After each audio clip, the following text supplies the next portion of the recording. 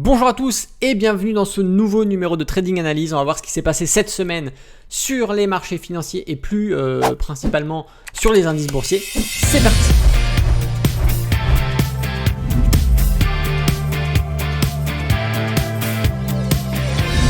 Bonjour à tous, c'est Alexandre, le trader indépendant et on se retrouve aujourd'hui pour notre Trading Analyse.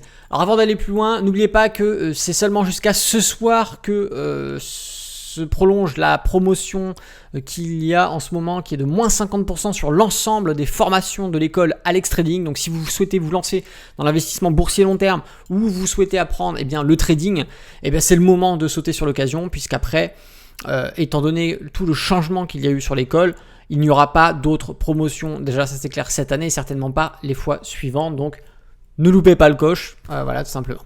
Avant d'aller plus loin, n'oubliez pas de mettre un petit pouce sur cette vidéo, n'oubliez pas également de vous abonner à la chaîne YouTube, d'activer la cloche, c'est hyper important et surtout si vous souhaitez réagir un petit peu à cette vidéo ou tout simplement faire un coucou ou un premier, si jamais personne n'a encore commenté la vidéo, je vous invite à le faire sous cette vidéo.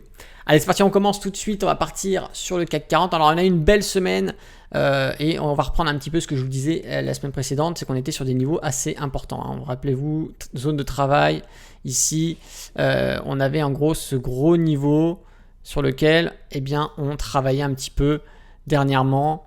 Voilà, c'est-à-dire gros niveau de support. Et ce qui se passe actuellement, ce qui va être problématique aujourd'hui, rappelez-vous, je vous disais, c'est si on passe ces niveaux, on peut accélérer ou consolider la continuité du biais baissier qui est déjà présent depuis pas mal de temps ici sur notre environnement. C'est un risque. Voilà, dans ces cas-là, effectivement, alors on a toujours cette entrée en zone de survente avec cette sortie et un retour en zone de progression baissière du RSI qui peut peut-être annoncer, pourquoi pas, un rebond. Mais il ne faut pas oublier quand même que, voilà, d'accord. Attendez, je vais vous le faire avec ce trait-là. Hop, voilà. Que même si on est en train de potentiellement sortir visuellement de cette zone, d'accord, là, hop. Voilà, et qu'on est en train de tenter une petite sortie, vous voyez que quand même sur les dernières bougies, on a fait une réintégration, mais on a quand même eu une tentative. Donc il faut être prudent sur ce qui se passe actuellement sur les indices. Je sais que certains d'entre vous ont envoyé des messages sur les réseaux sociaux me demandant « Alexandre, j'ai 10 000, j'ai 15 000 euros de côté, ça fait des années que j'ai mis ces économies de côté, là on a l'air d'avoir bien baissé, est-ce que tu penses que c'est le moment que je mette tout sur un ETF CAC 40, un ETF DAX, un ETF SP500, est-ce que c'est le moment? Parce que ça m'a l'air d'être vachement les soldes en ce moment, et donc ça peut être qu'une bonne chose de faire des achats sur ces niveaux-là. Alors attention, effectivement, d'arriver sur des niveaux de support, comme c'est le cas aujourd'hui, ce sont des zones d'achat qui sont... c'est des zones où l'achat va être intelligent.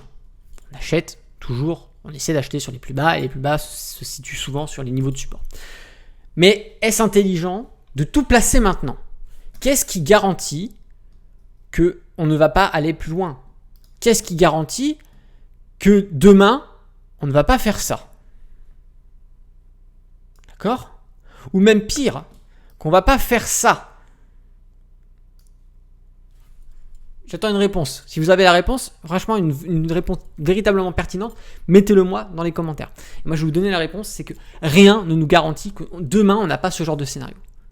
Que ça se trouve sur 3 séances de cotation, on va arriver sur une dévaluation, on va prendre 75% d'évaluation dans la gueule.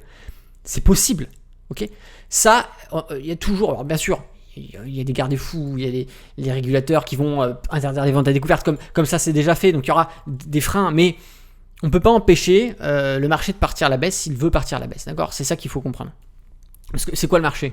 Le marché, c'est pas une entité qui a sa propre conscience, en gros, c'est le résultat des actions de l'ensemble des investisseurs et des intervenants sur les marchés. Et si la majorité des gens veulent vendre, si la majorité des gens ne veulent pas acheter, le marché partira à la baisse. C'est comme ça que ça se passe. Donc, essayez de forcer les choses alors que le marché part dans l'autre sens, ce sera vous croûter. Donc, il ne faut pas prendre de risques.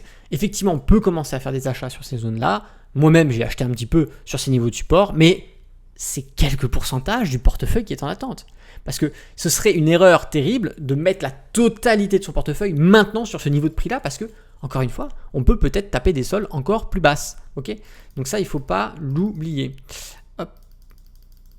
J'en vais tracer. Donc là, pour le CAC 40, actuellement, je vais faire un résumé.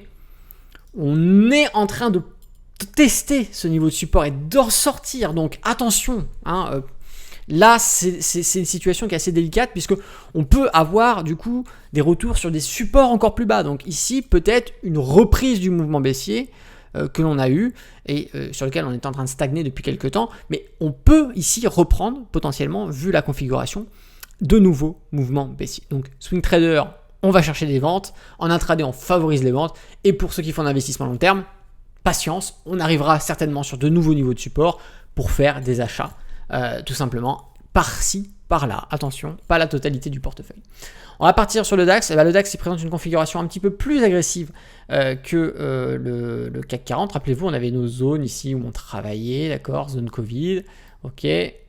Avec ici, pareil, voilà, nos zones. Voilà, ok, ici. Voilà. Ici, c'est beaucoup plus prononcé. Vous voyez que sur le CAC 40, on avait fait une tentative et on était ressorti. Et bien ici, clairement, on est bien sorti. Et la tentative, on s'est posé sur les 12 000 carrément. D'accord, les 12 000 de par le prix. Voilà. On a même passé un petit peu ici. La tentative, elle y est. La tentative, elle est réussie. Maintenant, le problème, c'est qu'on va être confronté à peu près à la même situation que le CAC 40. C'est qu'ici, swing trading, on va clairement chercher des ventes. Intraday, on va favoriser les ventes, bien évidemment. Et en investissement long terme, on arrive un peu sur les différents niveaux de support. On achète un petit peu. On achète un petit peu par-ci, par-là. D'accord? Toujours une fois, pas la totalité du portefeuille. Mais ici, clairement, le biais, il n'est pas ouf. D'accord? Donc, voilà. On fait attention à ce genre de scénario. On reste observateur si jamais on ne se sent pas forcément à l'aise avec la situation. Mais attention aux achats un petit peu débilisants qui pourraient venir ruiner votre portefeuille. Je vais juste vous tracer ceci. Hop. Voilà. Pour moi, ici, on a une très belle droite de tendance qui joue rôle de résistance. Et clairement, tant qu'on ne fera pas ça, une sortie de cette droite de tendance, ça va être compliqué de se dire que sur les marchés, parce qu'on est quand même sur le DAX, n'oubliez pas, indice allemand, que sur les marchés, on pourrait reprendre une hausse. D'accord? On a pas mal d'éléments. Si on additionne à ça le nuage Ishimoku qu'on a ici, là, d'accord, qui en plus, on est bien placé en dessous. Si on additionne l'ensemble de ces différents éléments, le RSI, on est majoritairement en zone de progression baissière depuis pas mal de temps. Tous ces éléments nous font comprendre qu'ici, le marché a clairement une dynamique baissière. Ok ? Le DAX, ici, nous le montre. Donc, on va favoriser les ventes. Et pour l'investissement long terme, on attendra à chaque arrivée sur différents niveaux de support. On achète un petit peu de façon intelligente. Mais par contre, plus les supports vont être cherchés bas, d'accord ? C'est-à-dire qu'aujourd'hui, on travaillait un petit peu sur ces niveaux-là, d'accord ? Ok, vous pouvez acheter. Là, on est sur les 12 000, ok ? On peut acheter un petit peu. Mais après, on va voir les derniers plus bas ici, d'accord ? Après, on va voir cette zone de travail ici, ok ? Mais on va également avoir le prix lui-même. On va avoir les 10 000 aussi après. Donc, plus on va aller sur des supports, plus on va augmenter l'agressivité des achats. D'accord ? On ne va pas acheter avec la même puissance ici qu'ici. Ok ? Quand on a des soldes, ultra soldes, dernière démarque de la dernière démarque, eh bien les prix sont extrêmement réduits. Et donc, ici, l'achat plus agressif va permettre, lors d'une reprise, une bonne santé au niveau des marchés boursiers, eh bien c'est là où vraiment vous allez faire les profits. Ok ? C'est cette façon-là qu'il faut raisonner quand vous faites de l'investissement long terme. En swing trading, eh bien dans ces cas-là, on s'adapte. On va avoir ici le SP500. Le SP500, pareil, qui est un peu plus tranquille. Les indices américains sont plus tranquilles. Rappelez-vous, on avait les plus hauts, on avait une zone de travail ici. Grosso modo, ces niveaux-là, c'est à peu près les niveaux sur lesquels on est en train d'arriver. Ok ? Donc pour l'instant, sur les indices américains, on va même dire que le marché boursier américain se porte mieux et se comporte mieux que le marché européen. Ok ? En même temps, je pense que le marché européen a du mal, quand on regarde un peu les entreprises qui cotent, on a quand même pas mal de difficultés à prendre autant de... Comment dire, à avoir des entreprises qui ont autant d'impact au niveau mondial que les entreprises américaines. Donc je pense que c'est pour ça que ça se tient un petit peu mieux. Il y a aussi également les décisions politiques et monétaires américaines qui surpassent les décisions politiques et monétaires européennes, bien évidemment. Donc pour cela, quand on regarde les différents indices américains, il est vrai que le comportement, la façon dont on arrive sur les niveaux de support, etc., sont des configurations qui se portent beaucoup mieux que ce que l'on va retrouver sur les configurations européennes.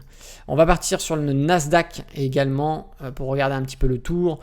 C'est à peu près grosso modo comme la semaine dernière, mais voilà, il y a ces petites subtilités en plus que je voulais vous faire savoir.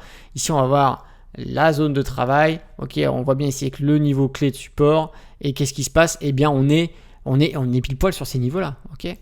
Et là, actuellement, on est sur ces niveaux-là. Donc, c'est aussi également à surveiller, bien évidemment, parce que si on passe ces niveaux-là, forcément, il va y avoir une dynamique baissière. Et une dynamique baissière qui s'accélère sur les indices américains va avoir systématiquement et obligatoirement un impact sur les indices européens. Et les indices européens étant déjà configurés pour partir à la baisse, il ne manque plus que les indices américains craquent pour enclencher une véritable chute sur les indices européens. Moi, c'est le ressenti que j'ai, c'est ce que je pense qui pourrait se passer si jamais on valide ces différents éléments. Maintenant, à voir encore une fois si ça se confirme ou pas, mais c'est un risque, effectivement.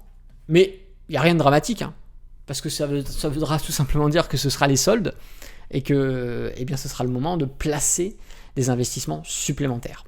On va partir sur le SP500 et après on fera le Bitcoin et on sera tranquille. SP500 qui a une belle tronche. Rappelez-vous, hop, ici on va voir niveau de support. On a compris, on va voir ici le haut qui travaille à peu près sur ces niveaux-là. Hop, et c'est à peu près là où on est, ok, actuellement. Donc ça refait, on est exactement dans le même discours que je vous ai dit tout à l'heure. C'est sur les indices américains, on a une configuration qui est beaucoup plus intéressante et mieux placée, plus rassurante également que sur ce qui se passe actuellement sur les indices européens. On va partir sur le Bitcoin qui lui continue sa stagnation et son travail depuis belle lurette sur ses niveaux de prix. On tricote les 20 000 et grosso modo,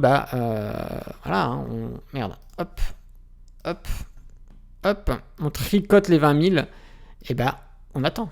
Tac. On est toujours dans ce fameux range, ok. Donc là, pour l'instant, on est toujours sur une phase de stagnation. Donc ceux qui ont une stratégie d'achat, effectivement, essayez d'acheter sur le bas du range.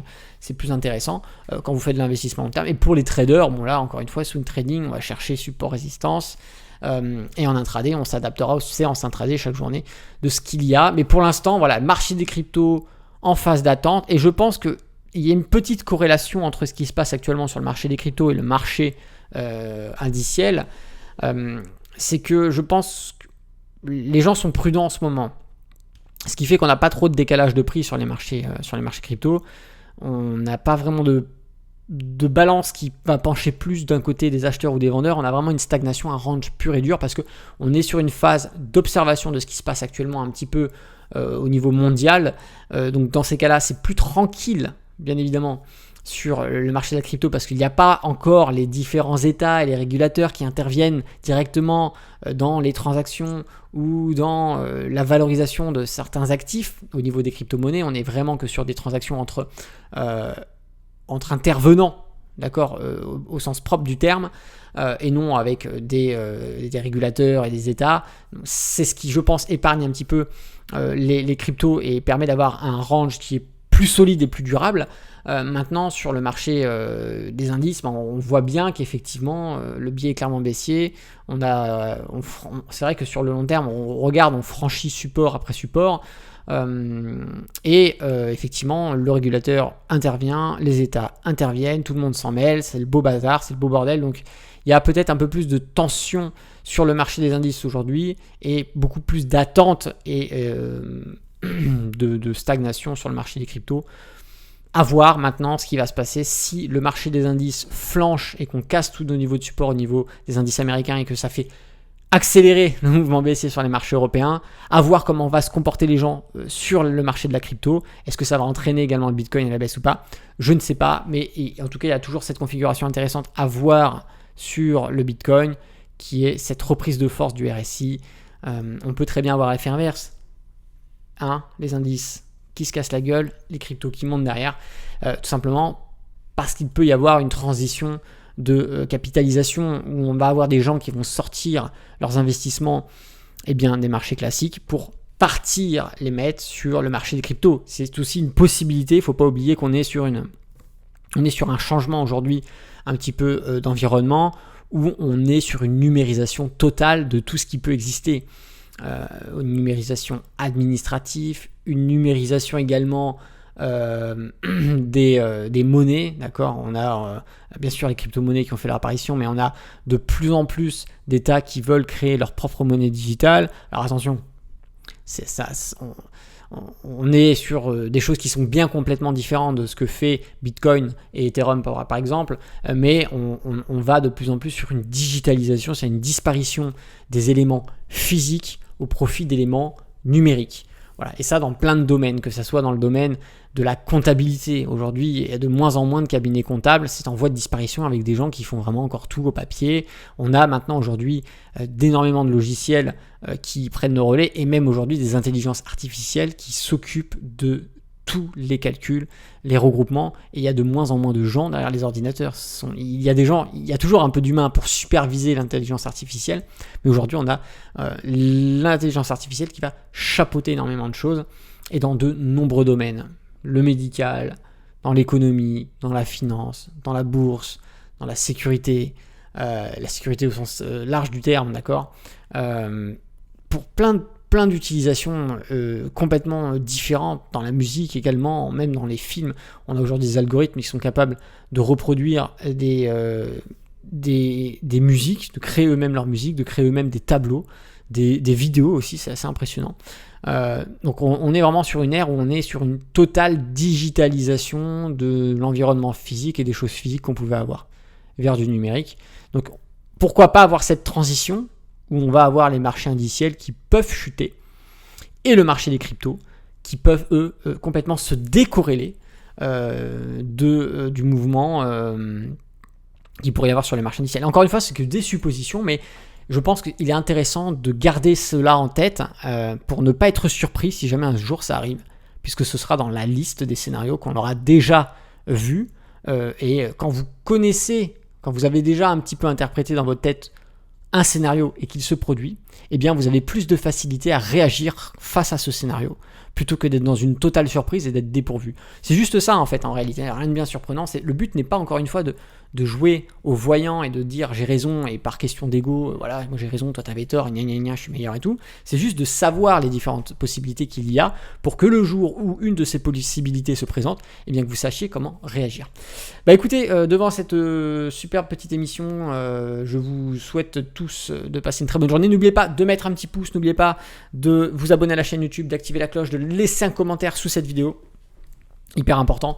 Et puis en tout cas, si vous avez des questions, n'hésitez pas à les poser sous cette vidéo. C'était Alexandre de Trader Indépendant. Je vous dis à bientôt dans une prochaine vidéo. N'oubliez pas la promotion, moins 50%. C'est jusqu'à ce soir, minuit. Après, c'est fini. Voilà, tout simplement. Moi, je vous dis à bientôt dans une prochaine vidéo. D'ici là, tradez bien sur les marchés financiers. Ciao!